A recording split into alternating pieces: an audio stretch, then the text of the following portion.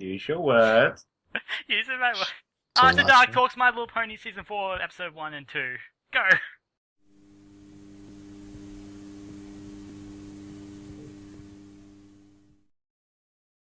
Oh my god. That episode was so amazing. Like, totally! So it was so much better than season 3, that's for damn sure. Mm-hmm. So good. So much lore. Get wrecked, Fenton. Get wrecked in your face. The lore. Oh, So much. oh, I'm so covered in that lore. Oh, Oh, man, that was... that sounds so dirty, by the way. Just want to point that out. I'm sorry, but when it comes to stories and lore and that kind of stuff, backgrounds, things like that, oh. Where do you want to start, then? First of all, I wanted to just start with Twilight. Let's start off with the fact that everyone thought that Herbine and Alicorn was going to ruin this. So what were the beliefs back then? Being an alicorn, it sets off the balance of the 6 friends. 2 unicorns, 2 Pegasi, and 2 Earth ponies. That's a big one. Yeah, now it's an alicorn and 1 unicorn. There's a lot of hype that they'd get a new friend to kind of balance it out. Which clearly is not being the case. Or it could come later down the track, but unlikely, maybe. I think what some people also worried about was that the show would take a different direction with Twilight being a princess and no longer just a student. Mm-hmm. But we've now seen that even with that kind of direction change, it's not looking all that bad. At least from the first episode's point of view. It's looking good so far. Okay, so with Twilight, she's still learning how to use the wings in the intro of the episode. I really like that. Yeah, watching it from Equestria Girls was a nice little preview of that. Which people thought that would be something addressed in Season 4, which now it is. I just like that, she's still learning to use her wings. She hasn't got full control, but they've got kind of a mind of their own. Or maybe just subconscious. Yeah, it's a subconscious, yeah. Especially when she was freaking out about her listing during the... The whole time I just knew she was going to hit her head. It was just bound to happen. Of course. Which I find kind of cool. Wings moving subconsciously. Yeah. Speaking of wings, I didn't actually take notice of the last season, but they're longer. She's taller. Yep. Like, was she taller last season, or is it just... I believe she was slightly taller when she transformed. Pretty sure. Right, so Alicorns, even normal size, like even small ones, are a bit tall. Yep. Goes with territory. And using that to jump to the next segment, I only just realized, I don't know if anyone else realized this, but when Luna transformed into Nightmare Moon, that's basically the equivalent of Celestia's size and her celestial mane and all that. Mm. So does that mean Celestia has a smaller form like Luna is always in? Hmm. We've seen like non-celestial mane at all for Luna, like Wuna, Yeah. as it's sometimes put. Could be interpreted as a level of power, just how powerful they are. Kind of like Super Saiyan. They get bigger and longer hair. So Celestia is always in the max-powered form as compared to Luna. That'd be my Oddly enough, interpretation. now that you mention that, I recall like a bunch of people tweeting at like the writers and whatnot about that discrepancy between season 1 and season 2 Luna. And they, if I recall, one of them did mention that it was, they just threw it out there that they mentioned that Luna was in her weakened state without that celestial mane. I recall somewhere in the internet saying that. And I'll believe that. She was almost about regular-sized pony and all that, and I believe it. She was drained after Nightmare Moon getting taken out of her. Hmm. And redeemed herself completely. The thing is, that still is a bit to be, still a little bit left to mystery as to how she just wanted redemption so quickly after seeing what happened at this. And, season 4. Season 4! We're up to season 4. Amazing. As we saw the, Nightmare Moon, how she came to be, and how she ended up stuck on the moon. Yeah. Oh, that was so cool with all the laser beams going pew, pew, pew, pew. Oh, it was so great! Oh, it was amazing. It's just hard to imagine though after a fight like that, and then I can't imagine her being almost unconscious during those thousands of years of banishment, that she just looks for redemption the moment she comes back and is cured. That's the thing. There's different ways to interpret what Nightmare Moon actually is. It could be like her alter ego, or it could be... Actually, they explained that in the comic, now that I mention it. So, I'll get around to watching. the second story arc about... After looking at Twilight, seeing those things, we're immediately given the whole new evils and the vines that come out of the ground. Mm-hmm. And then just seeing the moon and the sun in the sky. Very good. What was the cause of that? I mean, I know that Luna and Celestial weren't there, but why would the sun and moon both in the sky instead of one of them not being there when the other wasn't there to raise it? I think it was more symbolic than an actual cause. Yeah, it's more symbolic, to be quite honest, at that point. I mean, it's not like they got them as they were raising the moon. Oh, well, where'd I go?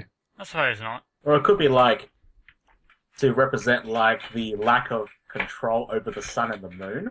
Mm. To represent, well, holy crap, our princesses have gone missing. Oh crap. Entire world's in chaos. Fantastic. I mean, and with Nightmare Moon, when she's ruling, it's nighttime. And if Celestia were to turn evil, I guess it'd be daytime all the time.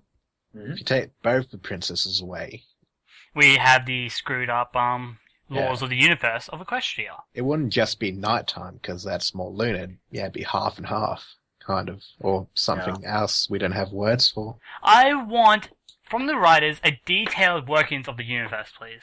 Now. Not gonna happen. Well, Force sort of explained how forces defecate, so that's a step. That Have like in bathrooms, it's fine.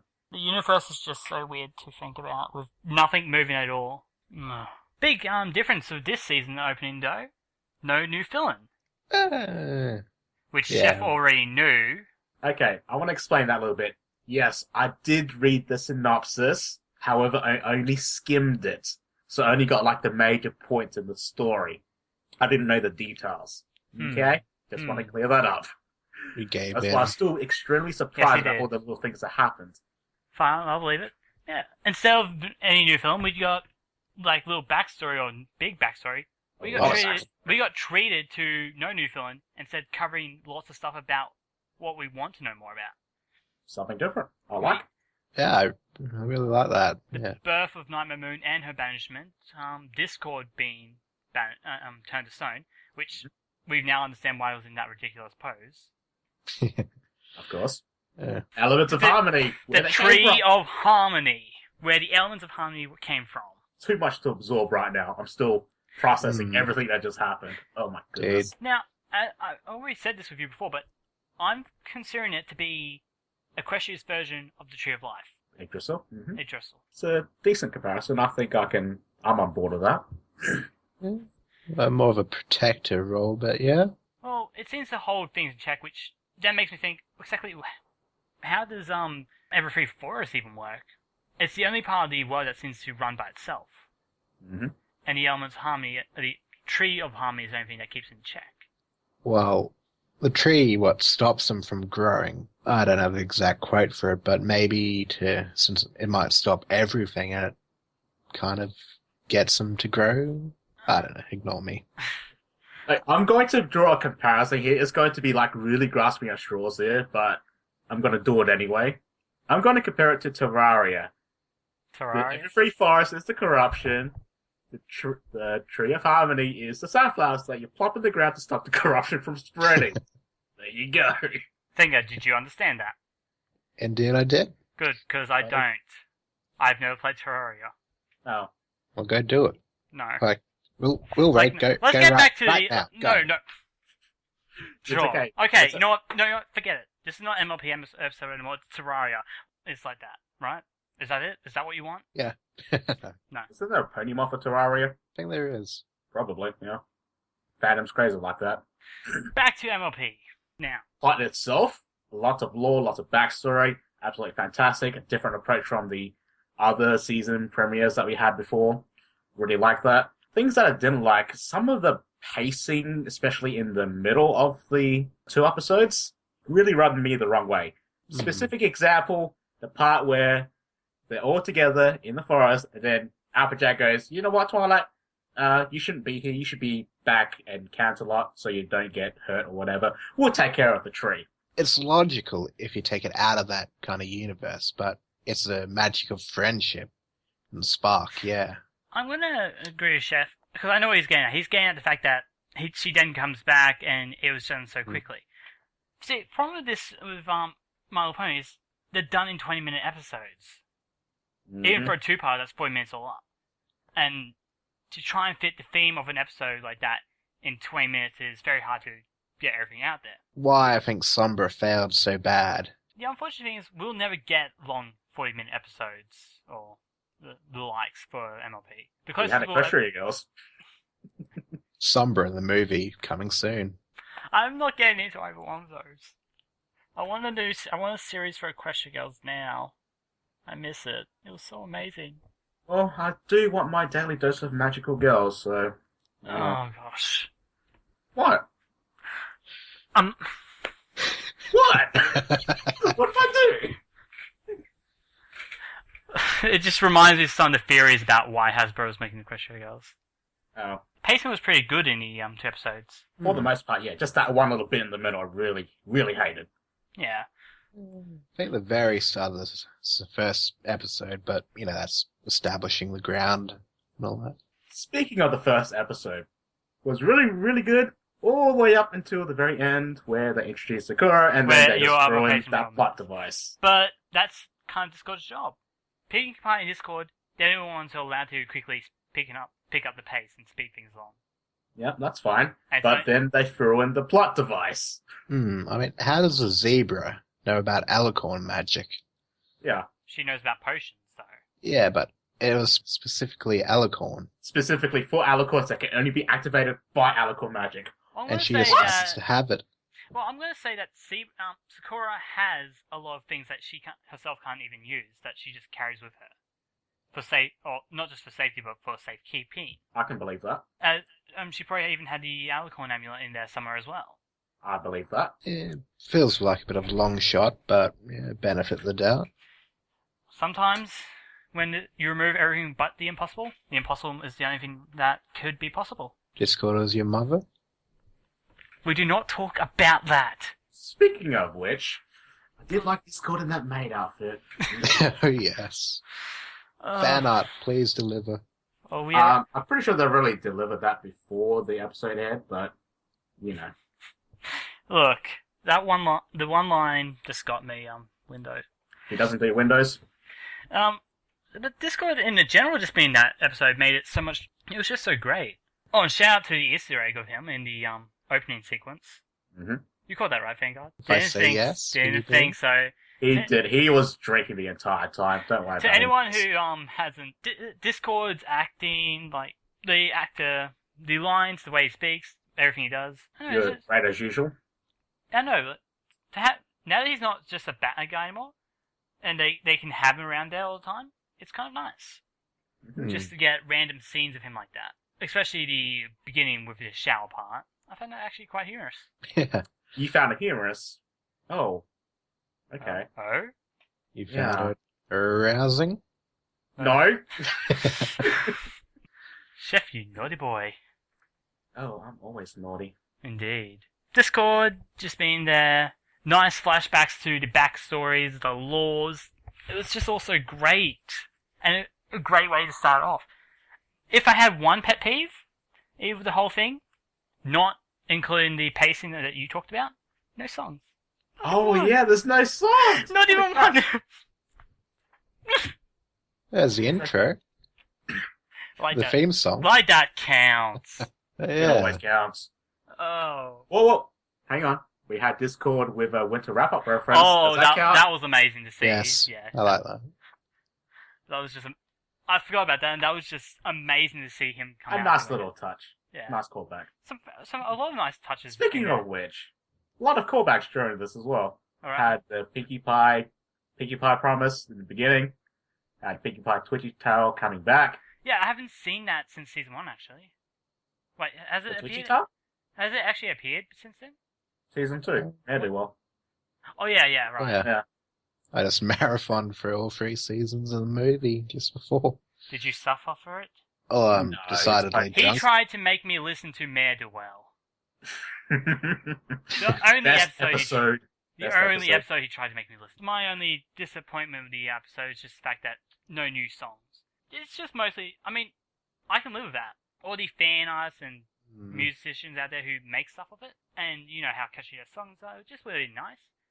But I guess we'll get something next episode.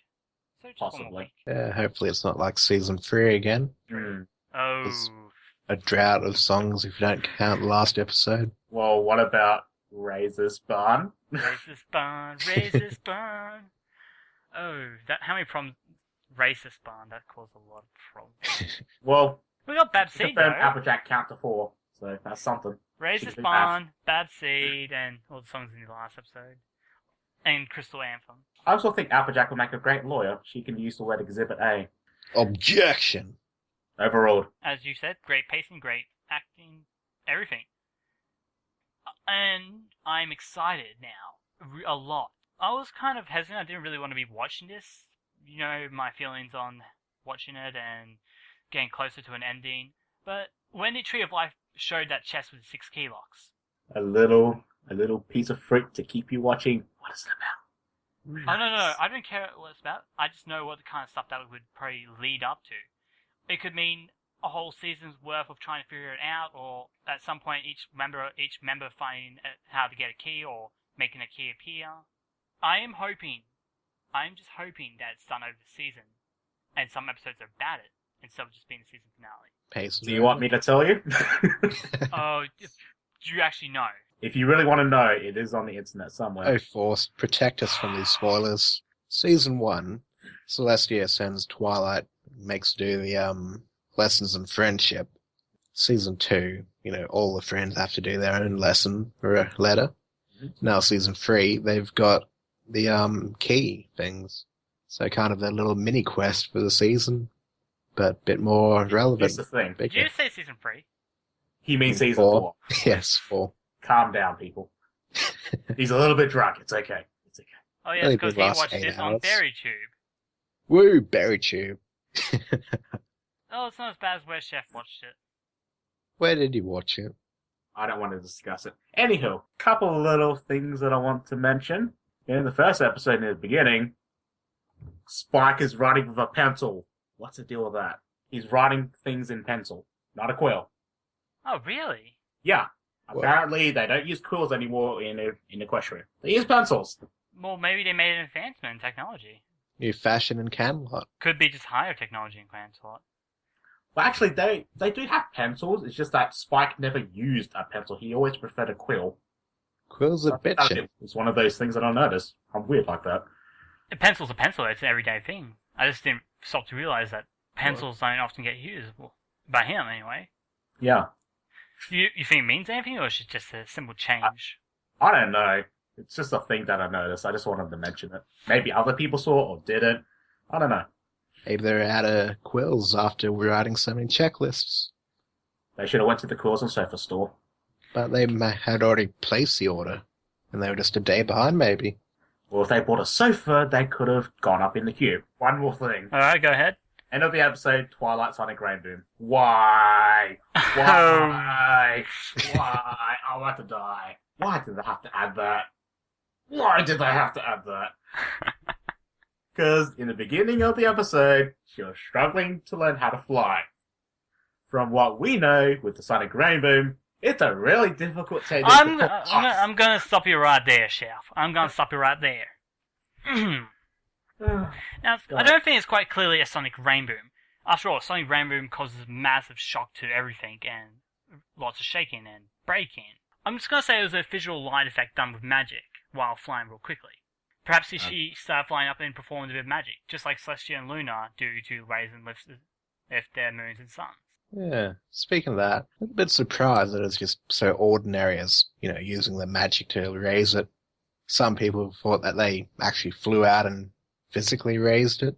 Some fan theories are going to get crushed. Oh, VanGuard. It's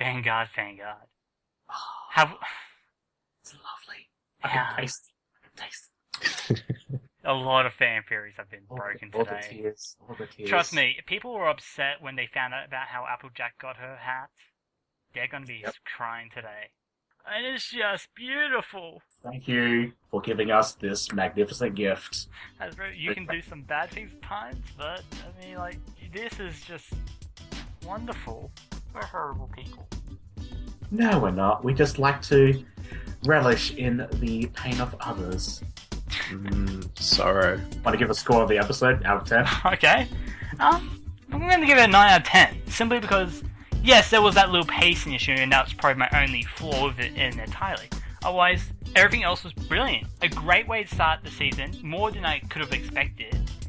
even without a song, it's just a lot of backstory, a lot of things I was looking for, and everything is just looking amazing, and a lot of hope for future episodes.